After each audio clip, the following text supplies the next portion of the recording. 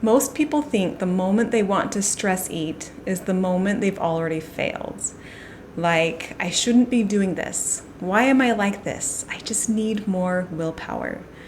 But what if that moment, the moment when the urge or the old pattern arises, is actually the most important moment for building trust with yourself? Because for most people, what happens next is one of two things. They either try to control it, they fight the urge, or they distract themselves, or they give into it and they feel frustrated afterward. And the cycle just keeps repeating. But what if that moment isn't a problem to fix? What if it's actually a signal, a moment where your system is trying to tell you something? So in that moment, when the urge shows up, what do you actually do? Because this is where most people either try to control it or they just give into it. And neither of those actually builds trust with yourself. So I want to give you something simple that you can come back to in that moment. If you've been following along with me, you've heard me talk about the body wisdom framework, where you relate to urges and habits by creating space, tuning in, and being with what's there. So today, I want to teach you a simple way to remember each step with the acronym SPACES, so that it's a lot easier to remember and access when you actually need it. And I'll put this up on the screen so that you can see it. Starting first, the first step is to create a little space. Just pause, even one breath. You're taking a step back from action in any direction. It's just a pause. Next is permission. The urge can be here. It doesn't have to go away. I don't have to act on it.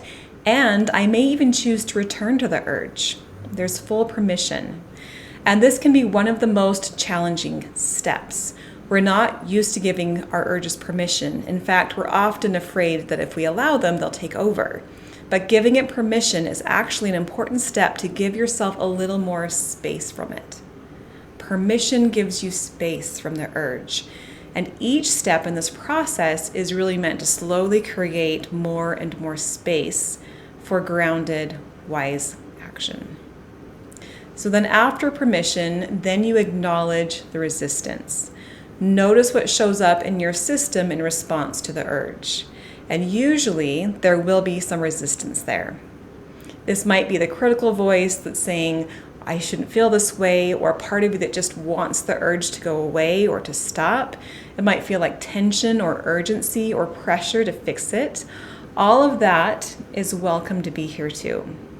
You're allowing the urge, you're allowing the resistance to the urge.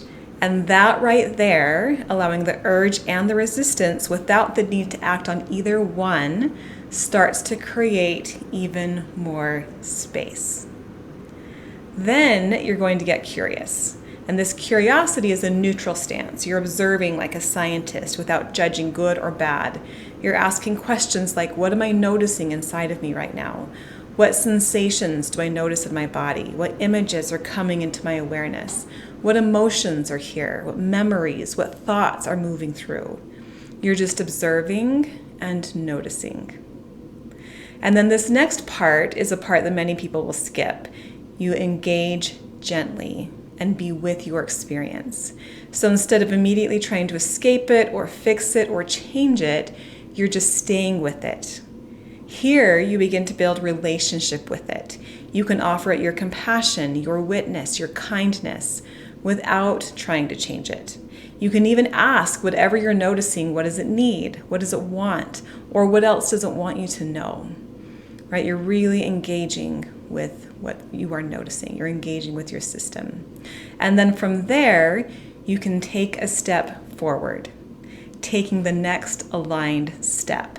Not from reaction, not from control, not needing to know the end from the beginning, just the next aligned step from a more grounded and connected place. And in this example of stress eating, you might still choose to eat, but it will feel completely different when it comes from this place of wise action. It will be in response to a need, it will be connected to your body, connected to your experience, connected to you.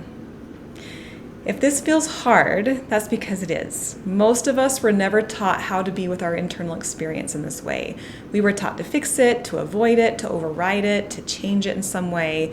So this will take practice. And at first, you may not move through all the steps. You may spend days simply exploring one step, and that's okay. Because in this work, we slow down to go fast. And as you practice it and really develop and build each skill, then you'll be able to move through them more quickly and more seamlessly through these experiences. So as you practice these skills, this is where things really start to change. Not by controlling yourself, but by learning how to stay with yourself and your experience as it actually is. And the more you practice this, the more you start to build trust in yourself in these moments. And that's really what this is about, coming back to your own self-leadership. So if this is something you want support with, this is exactly the kind of work that I do with my clients. We slow things down. We build each of these skills in support of their specific goals. You do not have to figure this out on your own. You can book a consultation below and we can explore what this could look like for you. And if you want to go deeper into this, I've got a full series where I break each of these steps down, and I'll link that in the video description. If this resonated, please subscribe for more teachings like this, and I will see you in the next video.